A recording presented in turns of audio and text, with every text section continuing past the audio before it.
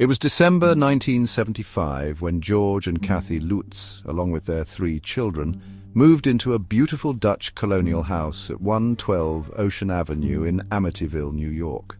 The house, with its large windows and picturesque exterior, seemed like the perfect family home. But the moment they stepped inside, a chilling, unexplainable feeling took over.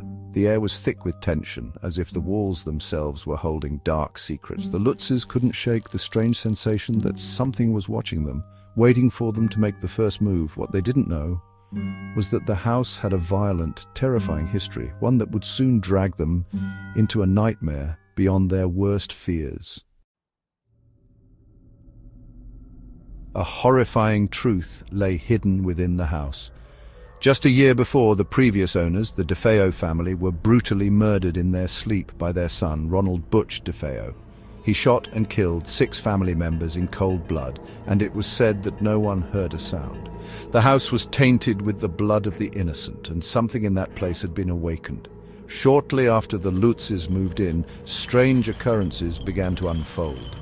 At night, the house groaned and shifted, as if something was moving inside the walls. Objects seemed to move on their own. The temperature would drop suddenly in certain rooms, and the smell of something rotten filled the air. The family could hear whispers, soft but distinct, echoing through the house, especially in the basement where the DeFeo murders had taken place. Then things took a much darker turn. One night, as George Lutz was awake at 3:15 a.m., precisely the time the DeFeo murders had occurred, he heard a strange sound from their basement. As he stood by the stairs, he felt an overwhelming urge to go down. The door seemed to open on its own, as if beckoning him. His breath grew heavier, his heart raced, and an icy chill wrapped around him. He couldn't move. In that moment, he felt as though something was pulling him down into the basement, something that wanted him to join it. Kathy, terrified for her husband, tried to get him to leave the house, but he was being drawn deeper into its malevolent grasp. The Lutz family soon realized that they were trapped in a house that was alive with evil, pushing them to the edge of madness. As the days went on, the supernatural occurrences grew worse. Objects would fly across the room, doors slammed shut for no reason, and the children began to wake up with strange scratches and bruises on their bodies.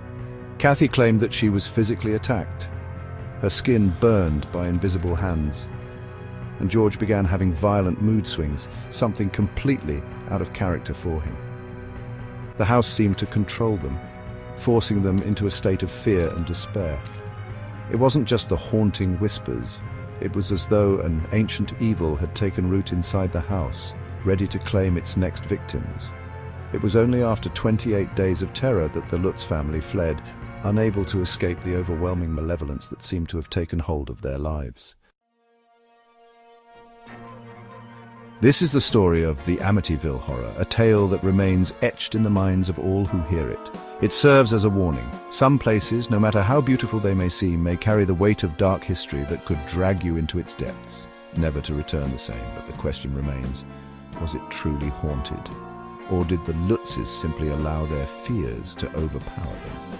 Either way, the house at 112 Ocean Avenue continues to haunt the stories told about it, and the chilling events of those 28 days still baffle and terrify anyone who dares to listen.